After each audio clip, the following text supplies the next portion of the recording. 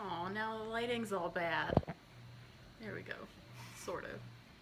I don't have a tripod for my phone, and I can't find the charger cable for my camera, so we're experimenting with my phone propped up on books. It's pretty awesome. But anyway, it's Skylar. This is my husband, Colin. We're doing the What's Your Craft Witchy tag thing. I'll link below the people that I tag and the ones that tagged me. Yeah, I guess we'll just get started. We wrote down the questions he wants to ask them. Question 1. When did you first know you were a witch? You gonna have the voice the whole time? Why not? With a voice like this, I gotta take advantage of it as often as I can, man. The cat's gonna Yep. come and investigate. I knew I was a witch, I guess, when I was like 15, or at least that's what I called myself, was a witch, because fuck the system. And then as I got older, I started to understand what it actually was and decided that I liked, or I guess I can't really say I liked it, but I just didn't really care. So I just had a thought. The laundry machine is going. Yep. So sorry if that's really loud. Sunday. But yeah, I guess about 15 is when I started calling myself a witch, and then kind of since then it's a label and I don't really care. So Next question. How long have you been practicing? well, I'm 27, right? Yep. Okay. I'm 27, so 15 is when I started. 12 years. Yeah. He has to do the math and remember things for me because my brain doesn't always work. Yeah, so 12 years. What kind of witch are you? I don't really consider myself a specific kind of witch. I like the whole hedge witch, green witch thing just doesn't really vibe with me, I guess. So, yes, Cheshire, it is time for the scratches. His Majesty must prepare for battle.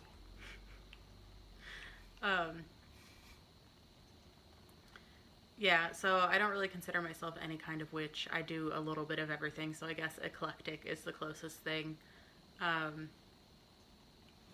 Yeah. What path or tradition do you follow? I don't.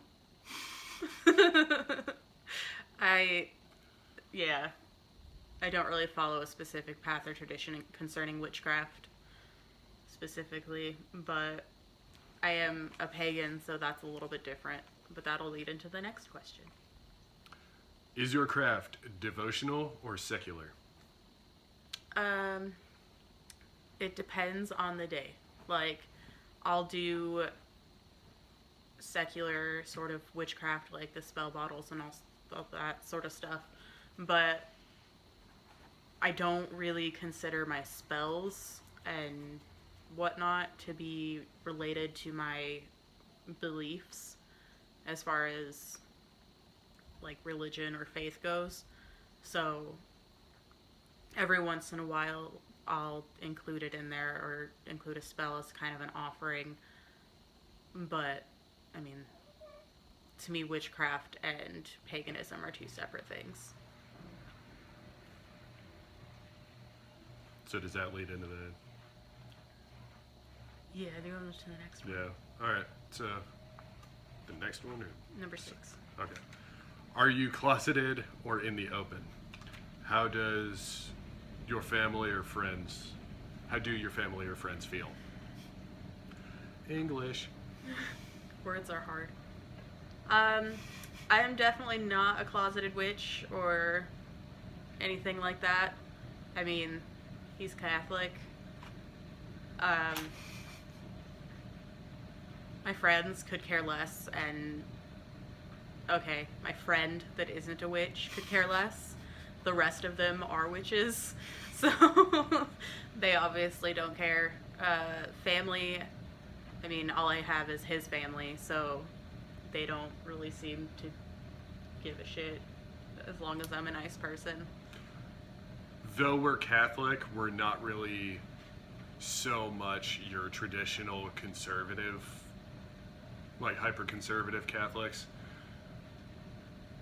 It's one of those things where we all recognize that faith is a question that has 1,001 right answers. It's not so much which one's right, it's which one's right for me.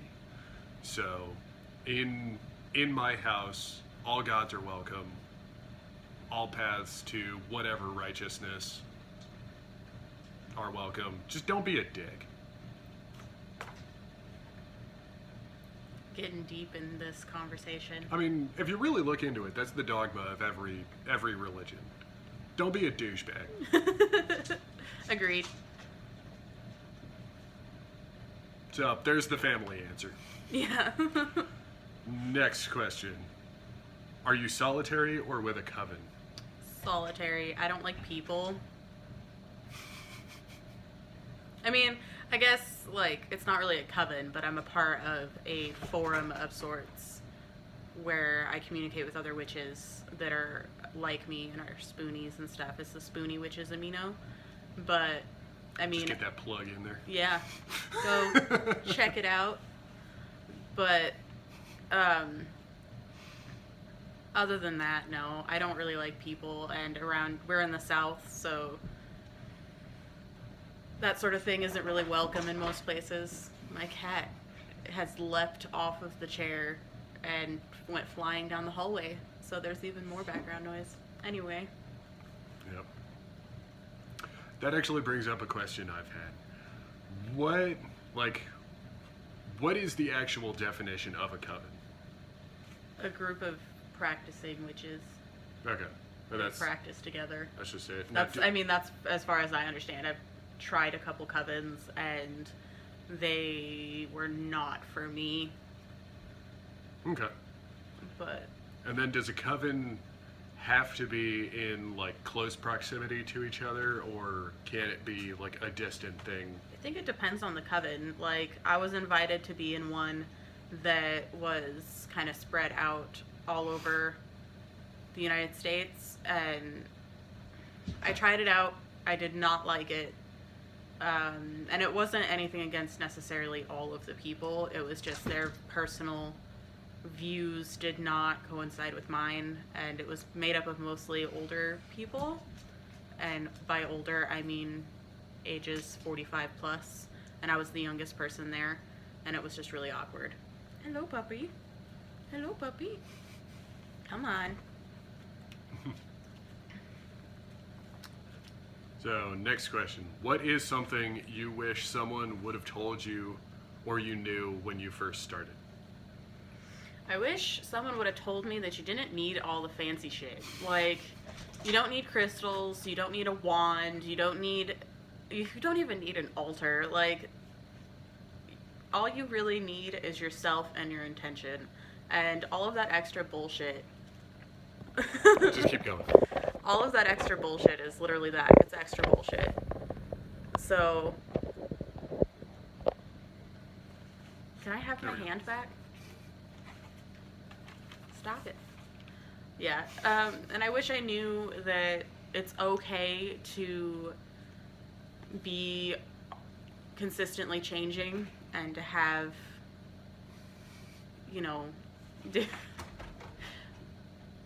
have your path, so to speak, change and your interests change. Like, even when, not just in witchcraft, but concerning like paganism, if you change gods and goddesses, that's totally fine. I wish I knew that, because I struggled with that for a really long time. So those are just a couple things. I'm gonna make a video later on about things that I wish I knew and things that are told to a lot of new witches that are necessary that really aren't. but that's later.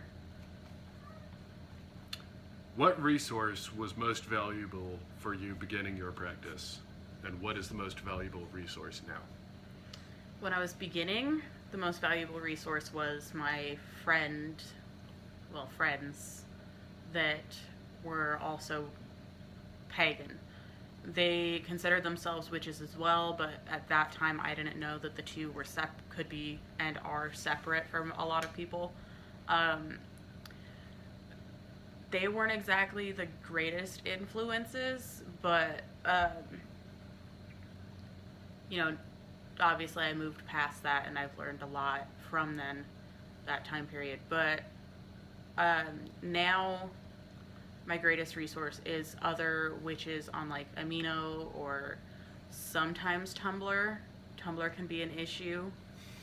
So it pretty much is, I take everything with a grain of salt now, and I know better than to believe everything that people say and, make my own opinions.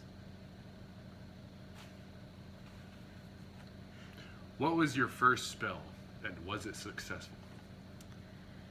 I can't remember my first spell.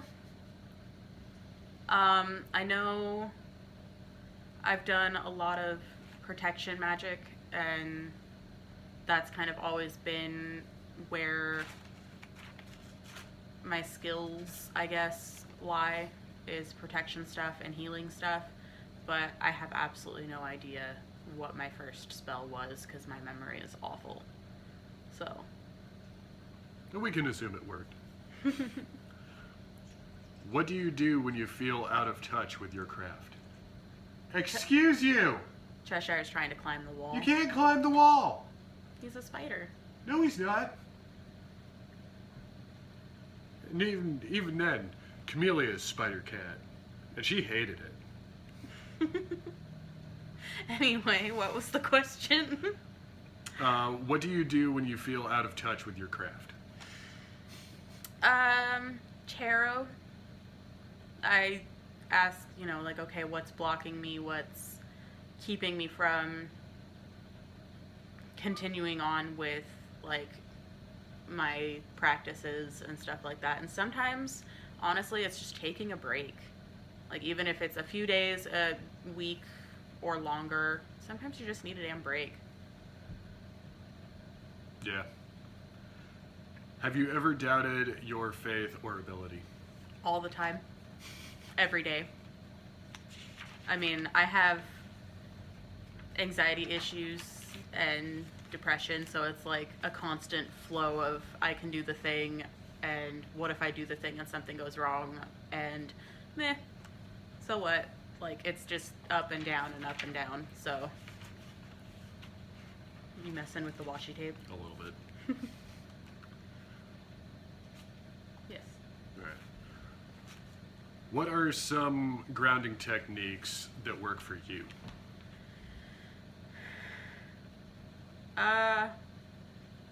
I mean, it kind of depends on the situation, because, with an anxiety disorder and a few other things, it can be extraordinarily hard to ground. I know one thing that does help is having my emotional support dog with me. He's curled up in my lap. Yeah. Such a good sausage. Oh no. What in the world am I doing? I have ruined everything. Dork. Yeah. Love you. I love you too. Grounding techniques. Oh, okay. I was like, shit, where are we? Yeah, cuddling with my dog, deep breathing, not to the point of hyperventilation, which sometimes happens and makes things worse, but also drinking sort of grounding teas that are not caffeinated. I have a pretty severe addiction to caffeine because I don't sleep, and yeah. The caffeine addiction part. Yeah. But I'm not terribly good at it, and it's been something I struggle with the entire time that I've even known about grounding. So, yeah. I try to help. What's your biggest pet peeve in the magical community? We don't have time for that. No. I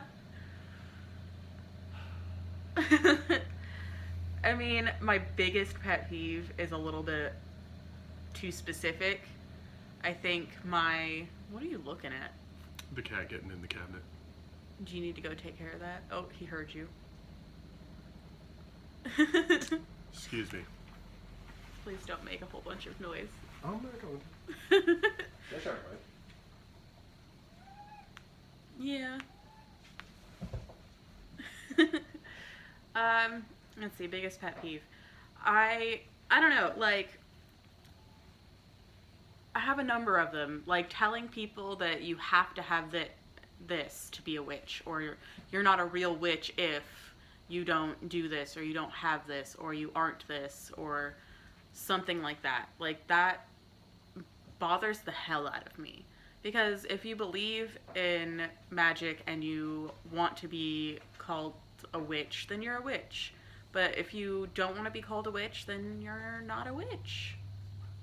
It's up to you. Like, you can be pretty much anything you want to be is really up to you, as long as you're respectful about it. And that's another thing, is that people aren't respectful of other cultures, and that bothers me a lot, because while I myself am not perfect and I'm still learning what is acceptable and what isn't, like, if you find out something isn't for you, like, for example, for me as a white person, fucking stop doing it. It's not that difficult. It's not gonna kill you. And that shit bothers the ever-loving shit out of me. But I'll stop there. Rant over. What was your biggest spell disaster? Don't read the next part because that was in doubt. So I did a rain spell. I did multiple rain spells. I was living in pretty much a desert, and it wasn't raining, or we'd get a super light drizzle. We were in the middle of a drought, and I kept doing the rain spell like every single day, and then after about a week of doing it, we got a hailstorm that broke all of the cars on the road. Like, all the windshields were smashed in, and there were houses that were messed up. And I was like, if this was me, I'm really sorry. But yeah, it's like whoever's controlling the weather finally got pissed off and was like, you know what, fine. But yeah, I'd say that was it. Yeah? What is your view on, what is that, black magic? Yes. I don't believe that black or white magic, in the way that people view them as a general sort of thing, is accurate. Black magic is not evil, it's not bad, and white magic isn't always good and, you know, bright and fluffy. You know, too much light can burn you. The sun, it feeds us, it helps us grow plants, it keeps us warm, but you can still get a sunburn. And so you still need the shadows, the darkness, to kind of, you know, cool off. Or some plants can't have full sun. They need some shade, otherwise they'll shrivel up and die. So, I mean, that's just basing it off of nature, but in magic, it just seems stupid that anything dark and spooky is automatically bad, and anything bright and fluffy is automatically good. Because, to me, that's just stupid. But yeah, that's kind of my views on that. I can dig that. Is witchcraft an everyday thing, or only on special occasions? For me, it's an everyday thing. I guess if you count doing tarot as witchcraft, I personally do. Doing, like, rituals is a special occasion thing, and usually has to be worked around my energy levels, because being a spoonie, I can plan for a full moon and not have the energy on the full moon, and just won't end up doing the ritual. So it really just kind of depends as far as doing the big stuff. But I do tarot pretty much every day. I use a pendulum, that sort of thing. So. Do you meditate? I'm supposed to. I should, not just because of witchcraft, but because with my disabilities and disorders, or whatever you want to call them, meditation is actually really good to help with that. But I don't, because I'm really bad at it and I get frustrated, or I just fall asleep, which I guess, for depending on your point of view, that's like the ultimate goal, is to be so relaxed you just pass out. Well, not pass out, fall asleep. Passing out, I guess, sounds bad, but yeah. Yeah. Do you practice divination? And if so, what do you do? Well, like I said, I do tarot and I do runes, and I dabbled in throwing stones/bones a little bit, but it didn't really. I didn't really connect with it very well, so it's something that I still am interested in, but it's not something that I'm really focused on, because I feel like I'm pretty good at tarot, and the runes, I'm using it more as a connection with some of my gods and goddesses, rather than a divinatory tool. Words.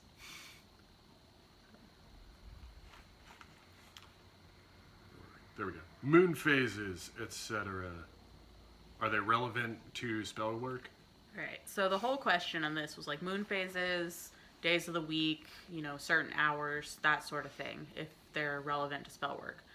For me personally, like, it doesn't entirely matter for most of it. Like, obviously, I feel that sometimes the moon can have an effect on certain things. But because of the fact that I can't future plan very well due to my energy levels and all that nonsense, I mean, if I can't do a full moon ritual on the full moon and I do it, 2 weeks later, I just won't include the moon energy into it. I'll just do the ritual, But for me, it doesn't really matter what time of day it is, what time of the month it is. It doesn't matter. We kind of do it when we can. He helps. I try to, at least. Spell language. Simple. Dressed up, silent. Like, and poetry, stuff like that. For me, with the language of spells, is I do them silently, like, in my head, because I don't like speaking the spell out loud. I don't really know why. It just makes me uncomfortable. In my head, it kind of just depends on what I'm feeling, whether or not it's poetic or just kind of like, this shit's gonna get done because I fucking said so. Like, that happens a lot as I cuss. A lot, if you guys haven't noticed. So, it doesn't really matter how you word it, as long as your intentions behind it, is my opinion. Alright. Do you keep a Book of Shadows or grimoire? I keep a grimoire, but it's not your standard grimoire, I guess. It's more of a collection of witchy art, so stuff I make to kind of remind me of witchcraft, and, sometimes I'll scribble some spells or some potions or something in there, but it's mostly just a collage of stuff that makes me feel witchy. Do you have an altar, and is it dedicated to anyone? I do have an altar. There will be an altar tour video soon-ish, hopefully. I do have an altar. It is dedicated to my... What? I'm making the count. Of what? Everybody it's dedicated to. Oh, it's dedicated to the Morgan, Odin, Hades, and Aphrodite, and Thor. Which sounds like a lot, but I don't work with them all the time, all at once. For example, like Aphrodite, it's mostly self-love and just kind of asking for her assistance and, you know, coming to love myself and accept myself sort of thing.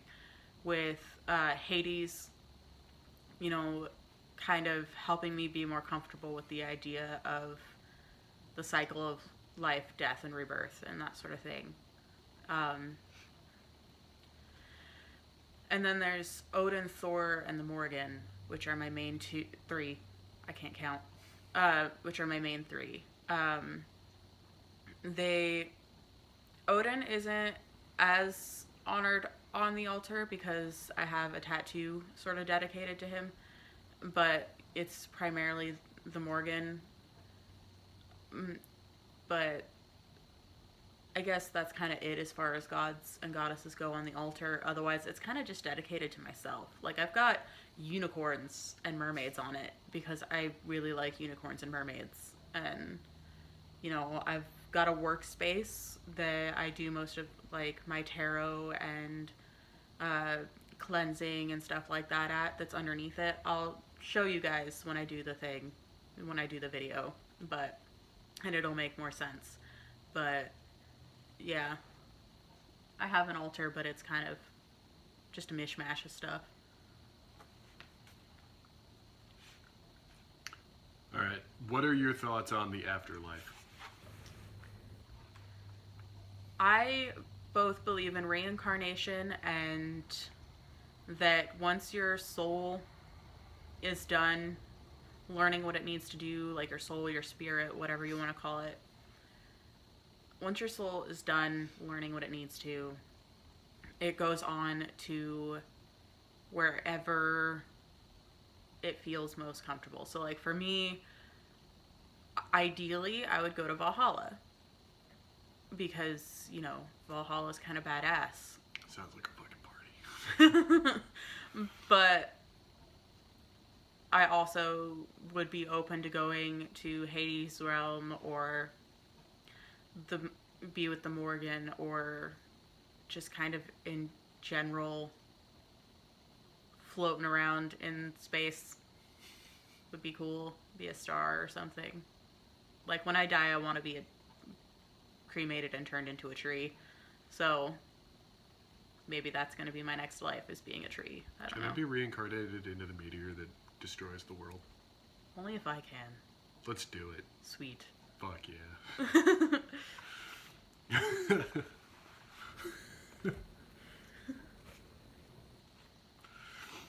All right. Do you or would you share your practice with your children? Yes. Yeah. But, I mean, not just my practice and my beliefs. I would share, you know, anything that I could with them relating to different beliefs and different practices. Because if they grow up and they're not a witch and they're not pagan and they're anything or nothing, it doesn't bother me as long as they're happy and being respectful of people. Going back to it's not which one's right, it's which one's right for me. Yeah.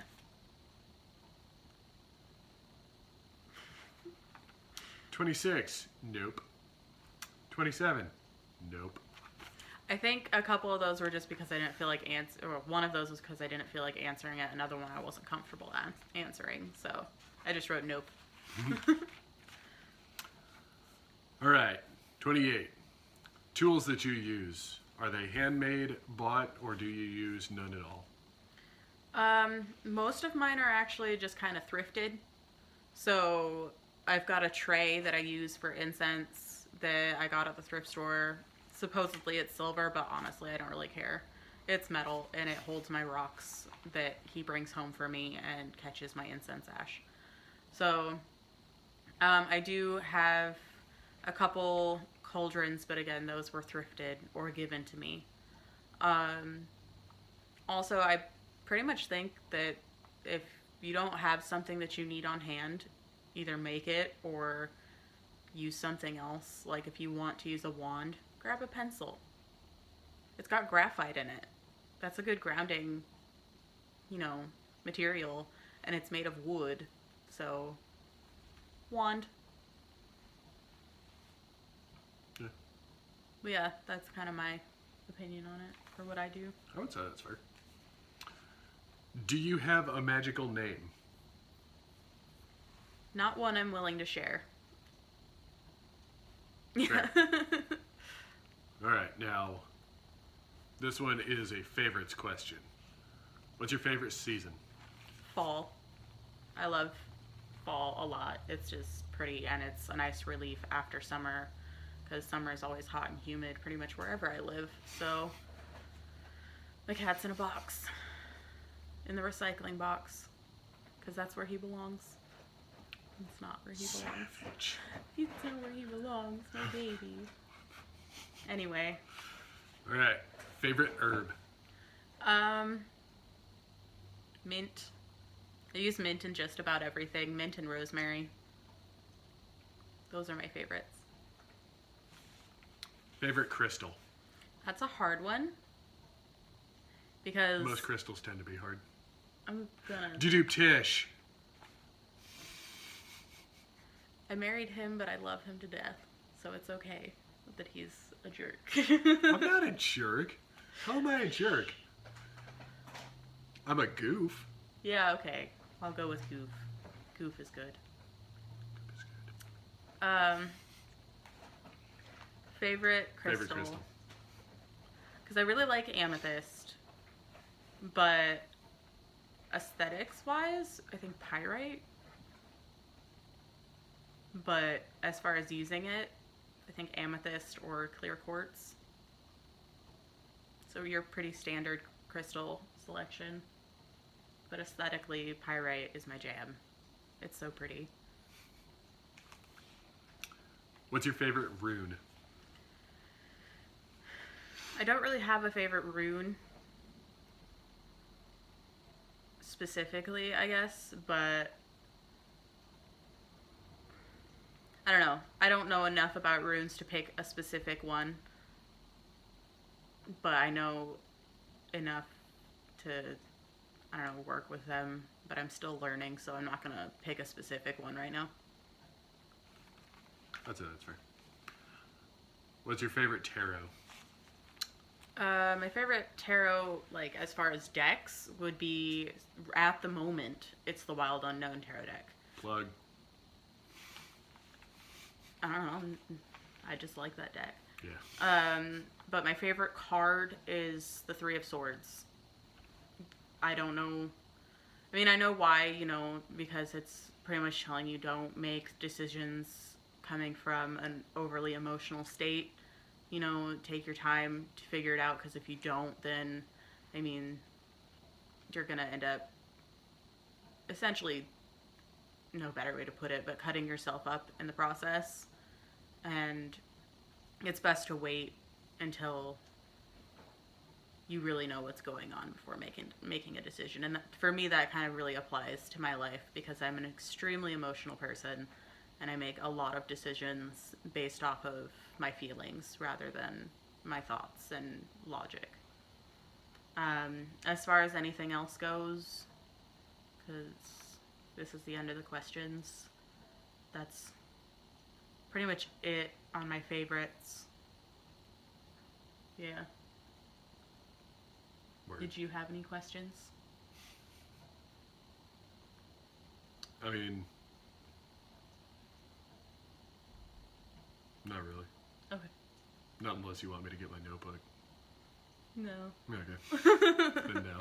We'll make a separate video where he's interviewing me, because he likes to ask questions about witchcraft and learn stuff like that. But for now, I guess that's it. I've got a sleepy puppy, and I'm going to go to the thrift store and browse around. Everybody that I'm going to tag is going to be listed below, because I'm really bad at names. I know Dragon-Fae, Ashley Adulting, and a couple of the more popular ones are like, Cris Ashburn, Dianna Ravenwood, Molly Roberts from Her Speaks, Kellyanne Maddox. I would like to tag them, and fingers crossed that they get in on this. That would be really cool. And there's a couple others too that I haven't mentioned. But for sure, go into the description and follow follow everyone because a lot of people have some really good videos. And yeah, cool. Bye. Later. Just a quick little outro. Look at this baby. Look at him. He's so cute. Look at how cute he is. Okay, bye.